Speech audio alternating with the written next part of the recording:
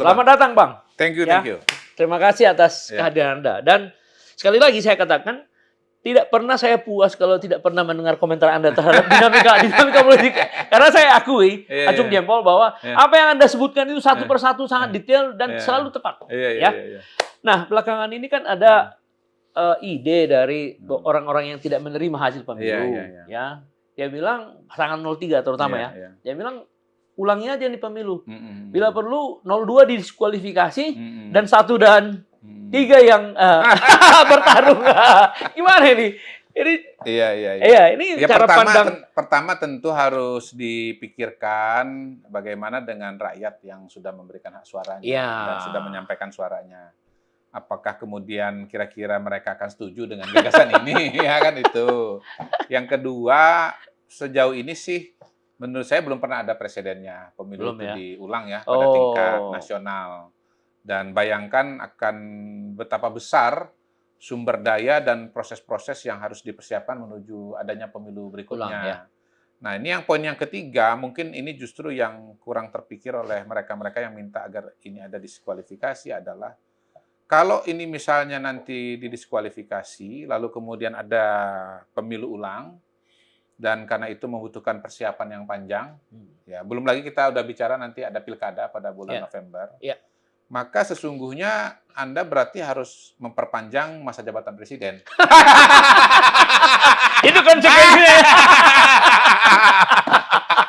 Ada terjebak. Iya dong, karena kan Republik ini kan Nggak mungkin tanpa presiden. Nggak mungkin tanpa presiden. Itu. Iya. Jadi sebelum Anda meminta, Anda harus tahu bahwa konsekuensi Anda meminta pemilu ulang itu, ya, sambil menunggu datangnya presiden baru yang terpilih, itu maka Anda harus amandemen undang-undang dan Anda memperpanjang presiden atau mekanisme yang lain. Dan presiden yang Anda perpanjang itu namanya Joko Widodo. Saya ulang ya, presiden yang Anda perpanjang itu namanya Joko Widodo. Gitu. Dan oleh teman Anda ingin dimajukan juga.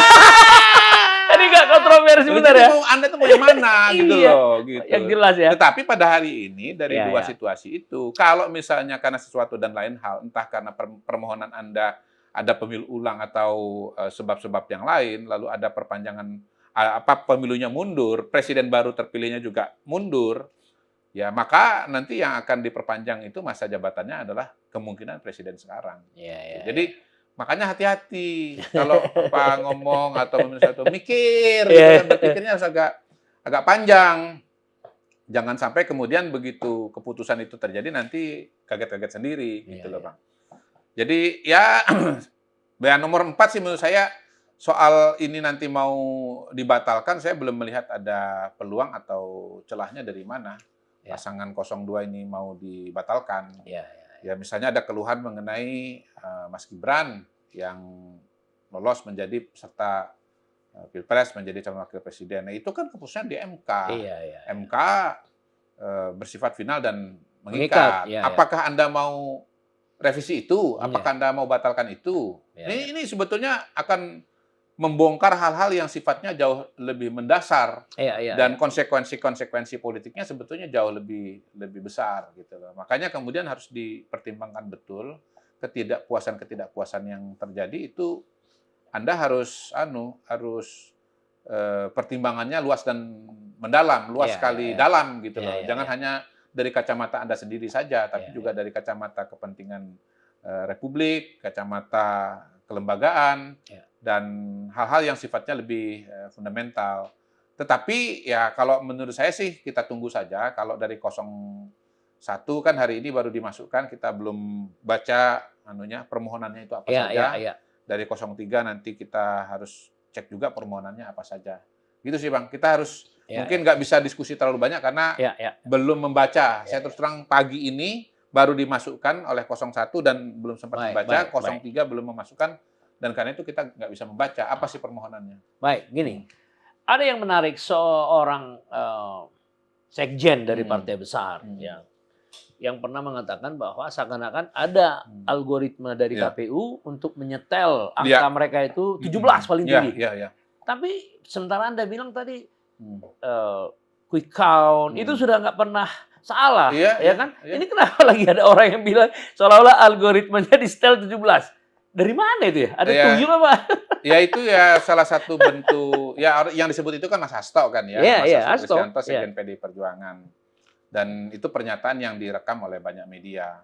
Nah, sebetulnya itulah bagian dari ya keheranan kita tadi. Apakah kemudian langkah-langkah politik PDI Perjuangan ini yang digawangi, yang dikomandani oleh Mas Hasto ini melakukan pertimbangan-pertimbangan yang Panjang. panjang kali mendalam tadi, Bang. Kali mendalam. Jauh ke depan, Ya. yang pertimbangannya bukan hanya kepentingan dirinya sendiri, tetapi juga dinamika atau situasi kelembagaan yang akan terpengaruh oleh keputusan-keputusan itu.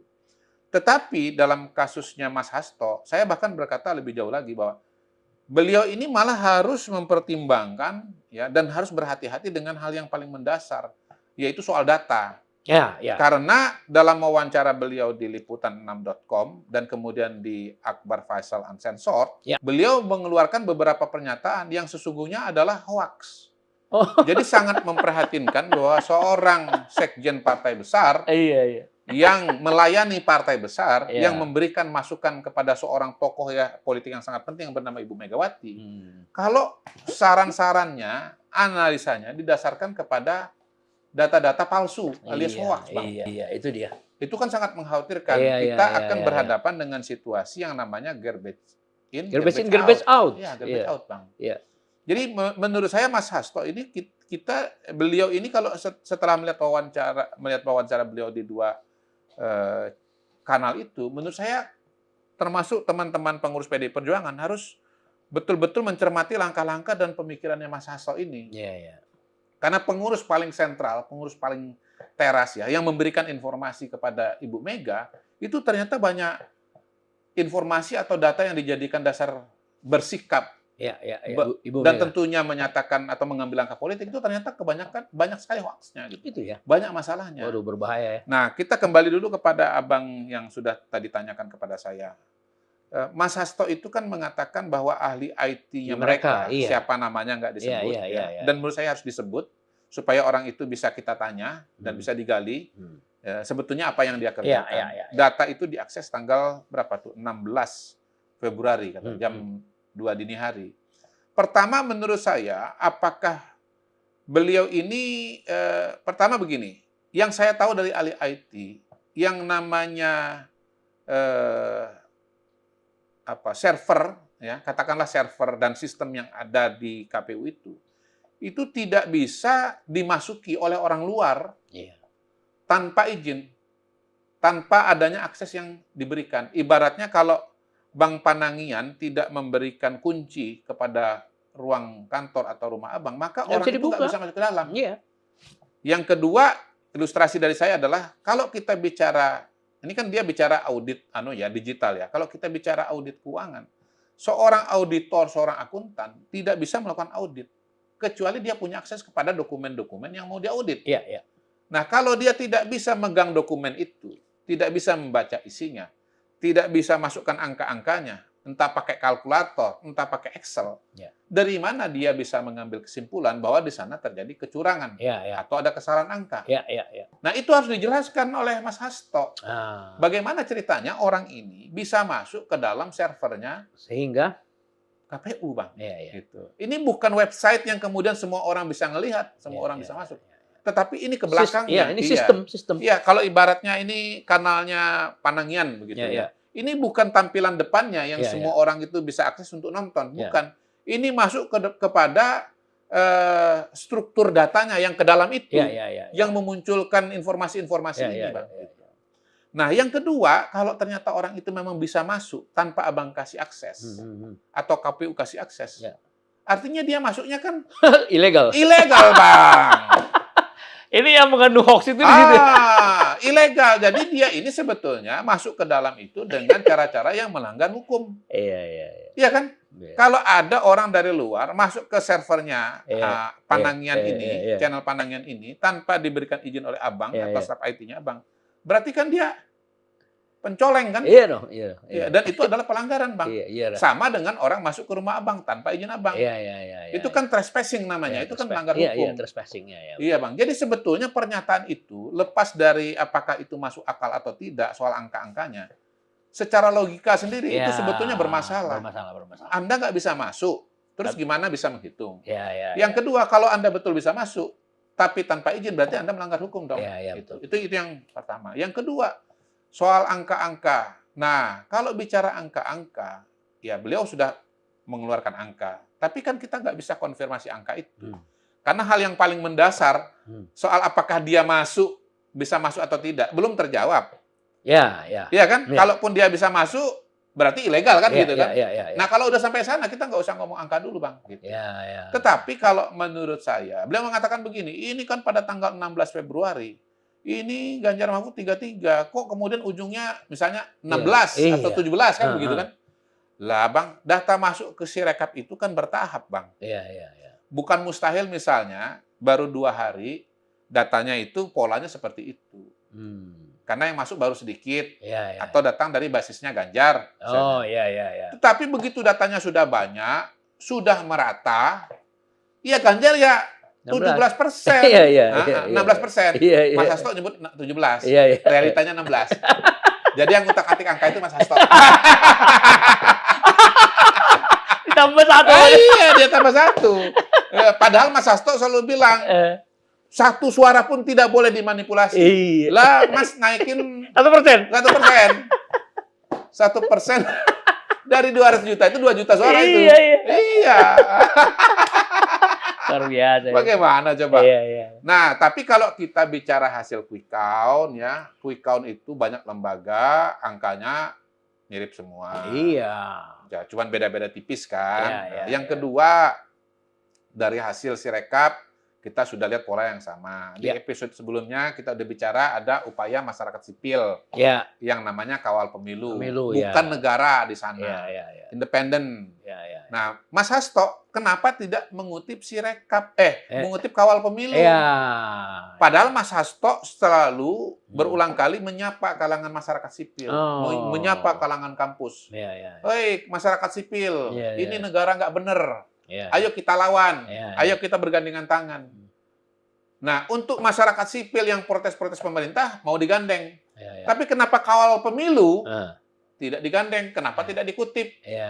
Gitu, Bang. Betul. Kenapa sih nggak mengutip kawal pemilu? Tapi lebih jauh lagi kalau menurut saya, kalau memang Mas Hasto itu punya hitungan sendiri, ya Anda bikinlah sistem seperti kawal pemilu itu. Minimal. Tunjukkan data Anda memang beda dengan KPU. Tapi kan nggak ada.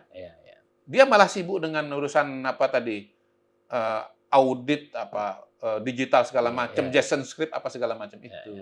Tapi yang jelas tadi malam kan sudah diputuskan oleh KPU lewat rekapitulasi berjenjang, manual, fisik dari formulir C1 ya kan, dari TPS ke kecamatan, kabupaten ke provinsi ke nasional.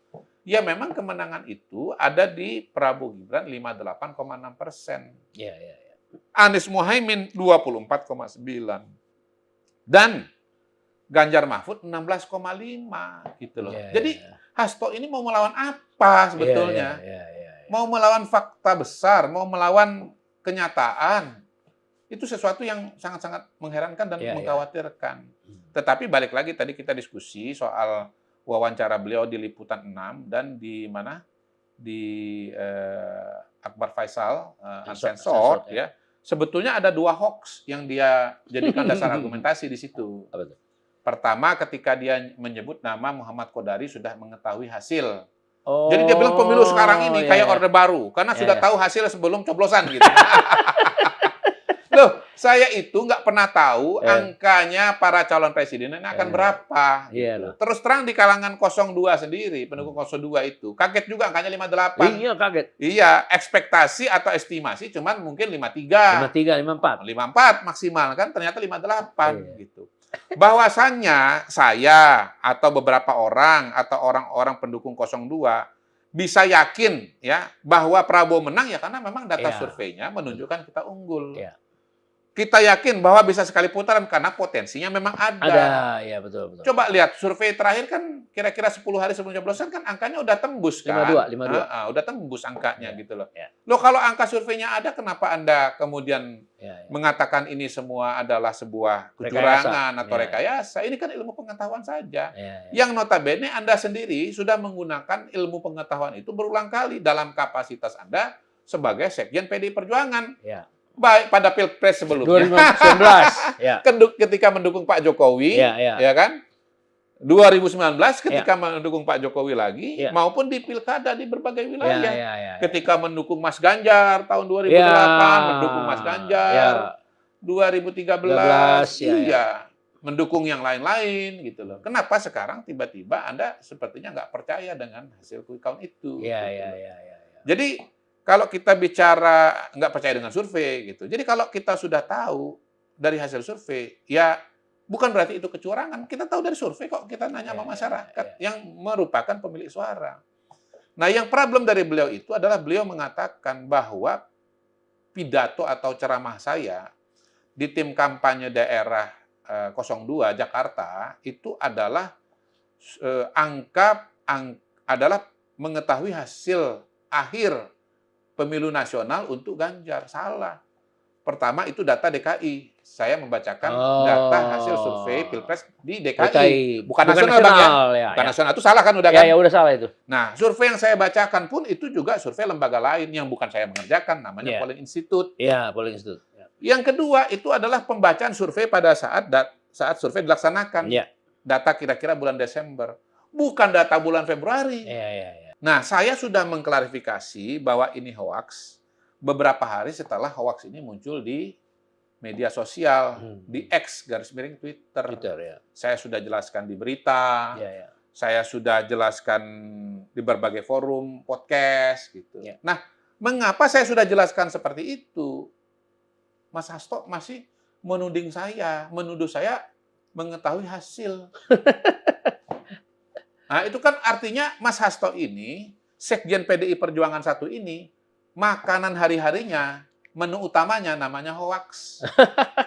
Sangat mengerikan. Partai politik besar, salah satu pilar Republik, ya. Kemudian pelayan atau yang mendampingi Ibu Mega, tokoh besar kita, menyuplai Ibu Mega dan partainya sendiri dengan hoax. Dan menyampaikan ini kepada publik di saat menjelang pengumuman pemilu, Bang. Tolong dipikirkan dampaknya kepada masyarakat. Ini kan bisa menimbulkan keresahan. Gitu, Bang. Bisa mengganggu ketenangan yang sudah terjadi. Mengganggu stabilitas politik. Loh, partai politik besar kok mengganggu stabilitas politik? Kan pasti nggak mau kan, Bang? Gitu. Nggak ingin itu. Iya, ini oknum ini, Bang. Oknum. Iya. Jadi ini oknum. Gitu loh. Nah, karena posisinya oknum ini bisa mempengaruhi alam pikiran dari partainya, langkah-langkah politik dari partainya tentunya berbahaya. Nah, yang juga adalah hoax, ya. Pak Hasto ini makan hoax yang kedua dan dia ulangi lagi di 2 wawancara itu adalah ketika dia mengatakan bahwa di luar negeri yang unggul adalah pasangan Ganjar Mahfud. Berdasarkan exit poll yang menurut saya hoax juga. Karena saya menerima hoax itu. Beberapa hari sebelum coblosan tanggal 14 Februari, beredar meme angka exit poll di luar negeri. Yang menurut saya ini aneh. Kenapa? Satu, nggak ada nama lembaganya. Setiap quick count, exit poll kan ada lembaganya. Ada dong, ada. Bisa ditelusuri. Iya, yang kedua, itu dia nggak masuk akal tuh polanya itu. Misalnya ada saat exit poll berdasarkan kota, ada berdasarkan provinsi, ada berdasarkan wilayah gitu. Itu kan nggak apple to apple, Bang. Nggak apple to apple. Jadi ini aneh gitu. Nah, yang ketiga, sepengetahuan saya rasanya nggak pernah ada tradisi lembaga survei itu melakukan exit poll di luar negeri. Satu, pemilihnya terlalu sedikit. Yang kedua, biayanya terlalu besar. Nah, karena terlalu sedikit, kita fokus saja kepada exit poll atau quick count di dalam negeri.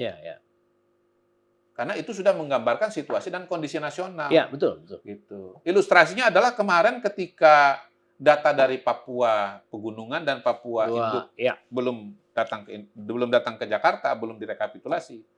dan setelah kemudian data itu datang, angkanya nggak berubah jauh. Nggak berubah. Karena memang yang dari Papua Pegunungan dan Papua Selatan itu, Ya.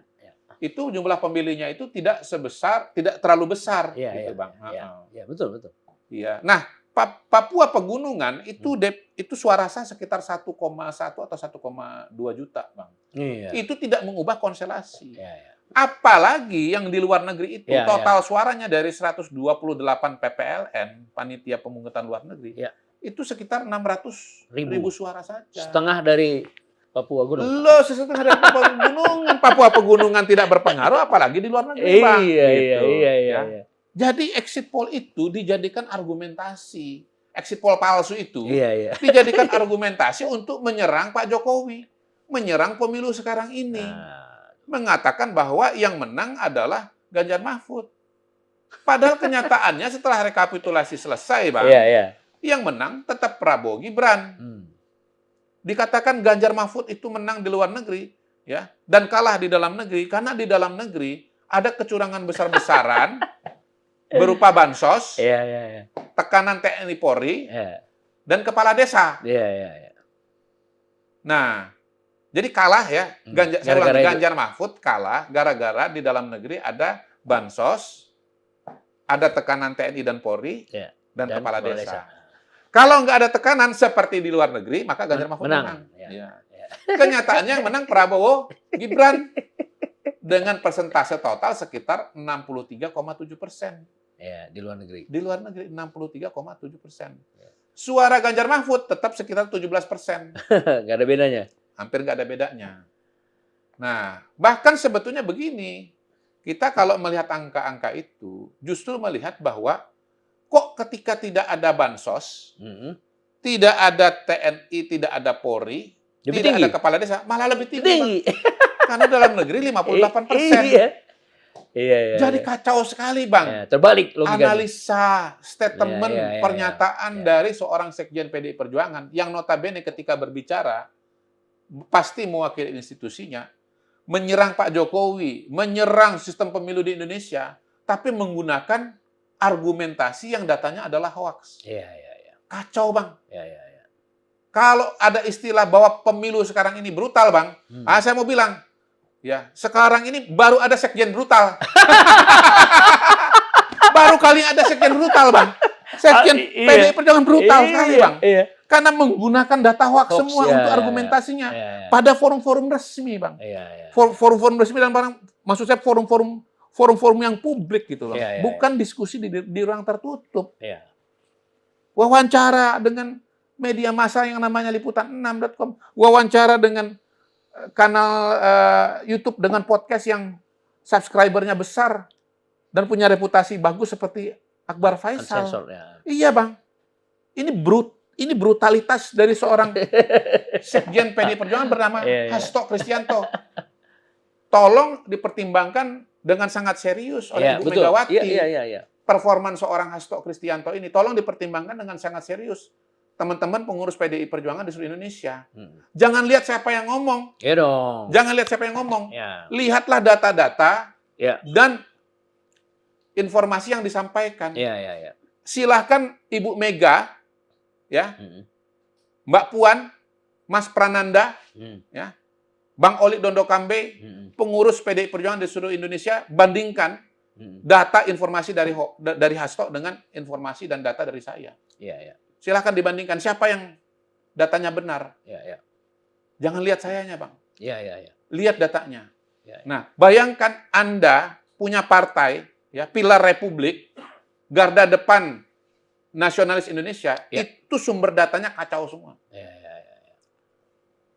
Bayangkan betapa berbahayanya argumentasi, sikap politik, dan langkah-langkah politik yang akan diambil atau sudah diambil gara-gara sumber data dan informasi yang merupakan hoax.